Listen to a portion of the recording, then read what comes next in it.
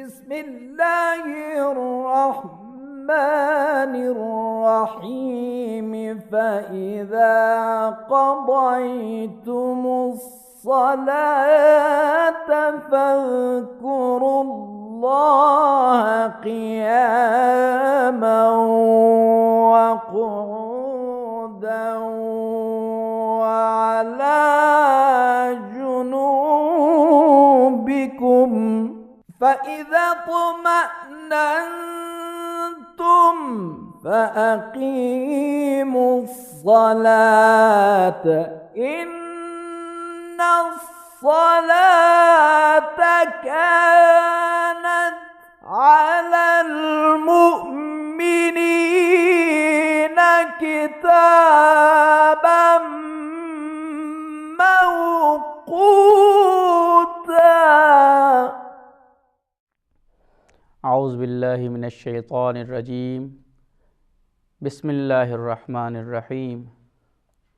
अल्हम्दुलिल्लाहि रब्बिल आलमीन वस्सलातु वस्सलाम अला अशरफिल अंबिया वल मुरसलीन व आलिहि तय्यबीन अत्ताहिरीन।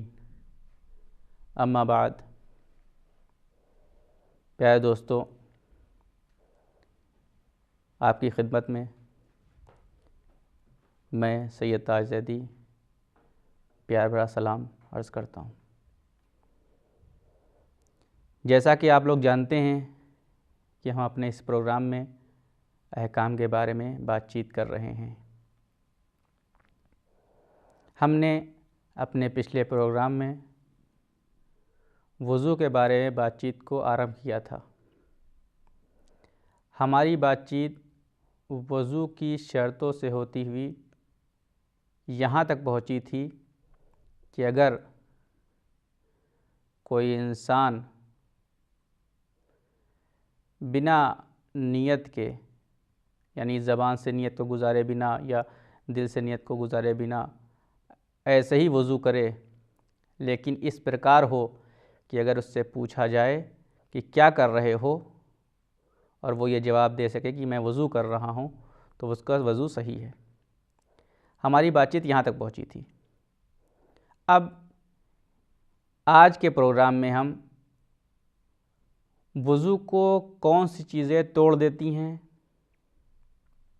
और अगर वज़ू में शंका हो जाए, संदेह हो जाए, तो उसका निवारण क्या है, उसका क्या मसला होगा, क्या आदेश है।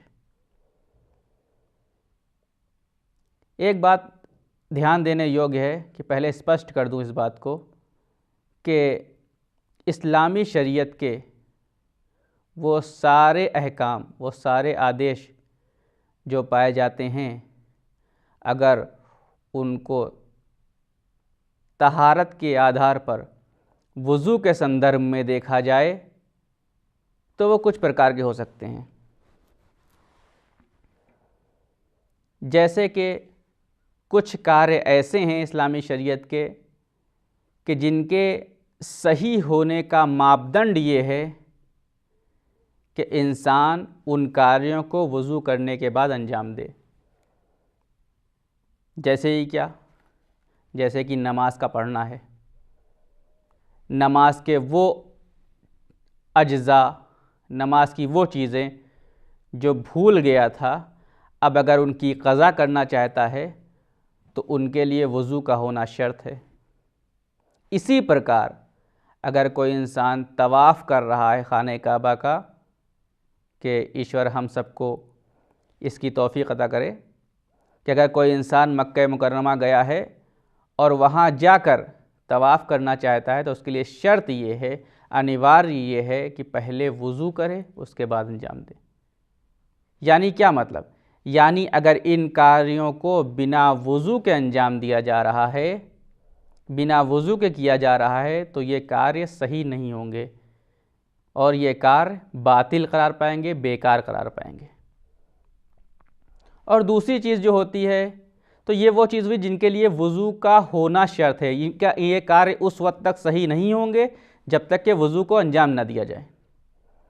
कुछ कार्य वो हैं कि जिनके लिए वज़ू इसलिए शर्त है, इसलिए अनिवार्य है कि अगर बिना वज़ू को उन कार्यों को अंजाम दिया जाए तो वो कार्य हराम होंगे, यानी वो कार्य बिना वज़ू के नहीं किए जा सकते। जैसे ही क्या, जैसे कि कुरान का छूना, कुरान की जो लिखावट होती है उसको छूने के लिए वज़ू का होना अनिवार्य है। पैगंबर, नबी, मासूमीन के नामों को छूना या ईश्वर के उन गुणों को छूना जो खुद उसी से मखसूस हैं, तो ये वो कार्य हैं, अगर इनको करना चाहता है, इन चीज़ों को छूना चाहता है, तो शर्त ये है कि पहले जो है वज़ू करे। अगर बिना वज़ू के ये कार्य अंजाम दिया तो हराम कार्य किया है और उसको अज़ाब मिलेगा। कुछ कार्य वो होते हैं जिनके लिए अगर वज़ू किया जाए तो उनका सवाब बढ़ जाता है। जैसे ही क्या, जैसे कि इंसान अगर कुरान की तिलावत करना चाहता है, कुरान पढ़ना चाहता है, तो अगर वज़ू के साथ इस कार्य को अंजाम दे तो उसका सवाब बढ़ जाता है। और कुछ कार्य ऐसे हैं जिनको वज़ू के लिए कोई शर्त नहीं है, लेकिन अगर उससे पहले वज़ू कर लिया जाए तो उन कार्यों की कराहत और मकरूह होना समाप्त हो जाता है। जैसे ही क्या, जैसे कि अगर कोई इंसान मुजनिब हुआ है, अब वो चाहता है कि बिना गुस्ल किए कुछ खाए, तो इस्लामी शरीयत ये कहती है कि अगर कोई इंसान मुजनिब हुआ है तो बिना गुस्ल किए उसके लिए कुछ खाना मकरूह है, नहीं खाना चाहिए। तो अगर कोई इंसान इस कराहत को दूर करना चाहता है तो उसको चाहिए कि गुस्ल से पहले अगर कुछ खाना चाहता है तो वज़ू कर ले, और अगर वज़ू कर लिया तो उसकी वो कराहत दूर हो जाएगी। वो कार्य, जैसे कि हमने बताया, कुछ कार्य ऐसे होते हैं जिनके लिए जो है सही होने का मापदंड ये है कि वज़ू किया जाए। उनमें से क्या है, जैसे हमने नमाज़ें बताई, हर वो नमाज जिसको नमाज कहा जाता हो, चाहे वो वाजिब हो, चाहे वो मुस्तहब हो, चाहे नज़र की हुई हो, चाहे मन्नत मानी हुई, किसी भी प्रकार की नमाज हो, हर उस नमाज के लिए तहारत शर्त है, वज़ू शर्त है। अगर कोई इंसान बिना वज़ू के नमाज़ पढ़ता है तो उसकी नमाज स्वीकार्य नहीं है। सिर्फ़ एक नमाज ऐसी है जिसको बिना वज़ू के पढ़ा जा सकता है, और सभी जानते हैं वो नमाज क्या है। वो नमाज नमाज मैयत है कि जिसको बिना वज़ू के, बिना तहारत के पढ़ा जा सकता है।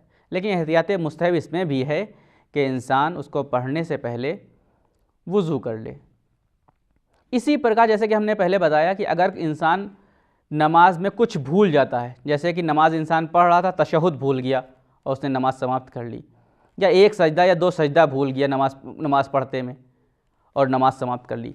अब चूँकि उसने नमाज में ये चीज़ें छोड़ दी थीं, इसलिए उसके लिए आवश्यक ये है कि नमाज के बाद इन चीज़ों को दोबारा अंजाम दे, इनकी क़ज़ा करे।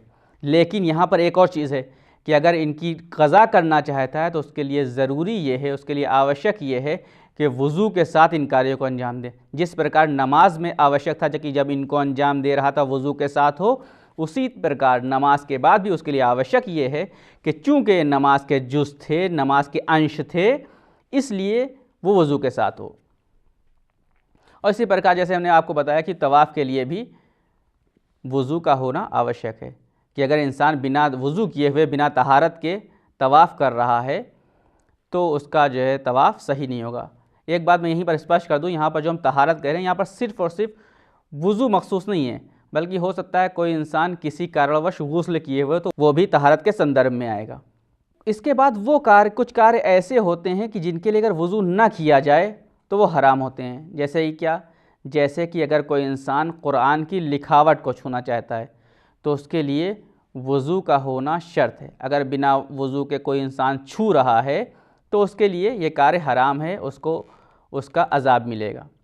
और इसमें एक बात और भी है कि कभी कभी ऐसा होता है कि हमारा ध्यान नहीं होता है कि हमारी उंगली या हमारा हाथ वग़ैरह कुरान की आयत पर रखा हुआ है। तो एक होता है स्टार्टिंग से हम जानबूझ के रखें, एक होता है हमारा ध्यान नहीं, एकदम से ध्यान आया कि अरे हमारा हाथ तो जो है कुरान की आयत पे पड़ा हुआ है। तो ये दोनों तरीके से कहा गया है कि हराम है, कि जो है अगर इंसान जानबूझ के रख रहा है तब भी उसके लिए सही नहीं कि बिना वज़ू के कुरान के ऊपर हाथ रखे। अगर इंसान का ध्यान ये इस बात पर नहीं था कि उसका हाथ या उसका शरीर का कोई और अंग कुरान की आयत के ऊपर रखा हुआ है और बाद में उसको ध्यान आता है, तो अगर वो फ़ौरन उस हाथ को या शरीर के उस अंग को नहीं हटाता है तो ये उसने हराम कार्य अंजाम दिया है। أنت إلهي أوسع فضلا وأعظم حلما من أن تقايسني بفعلي وخطيئاتي।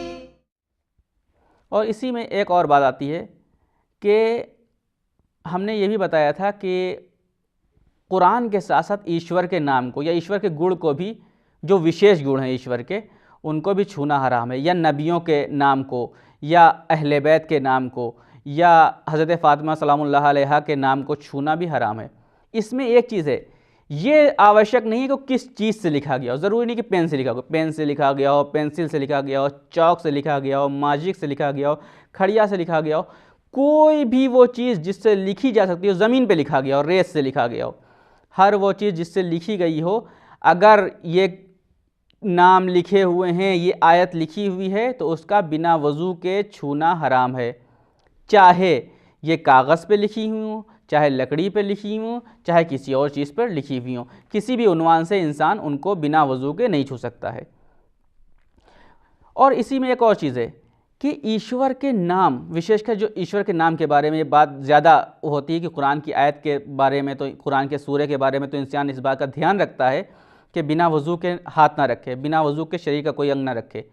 लेकिन ईश्वर के नाम या ईश्वर के गुण, तो कभी कभी शायद ये प्रश्न किसी के दिमाग में उठे, कोई ये प्रश्न करे हमारा भाई कि ईश्वर के नाम से तात्पर्य क्या है?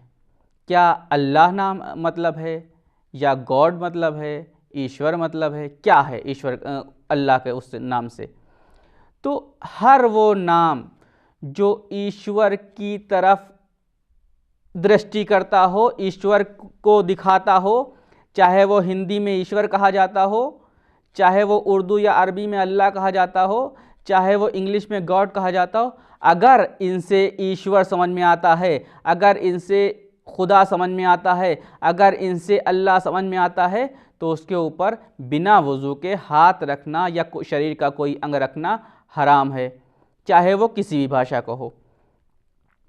इसके बाद एक चीज़ जो आती है कि कुछ कार्य ऐसे होते हैं जिनके करने के लिए अगर इंसान वज़ू किए हुए तो मुस्तहब है वो कार्य, यानी उन कार्य को करने से पहले मुस्तहब है कि वज़ू किए हो।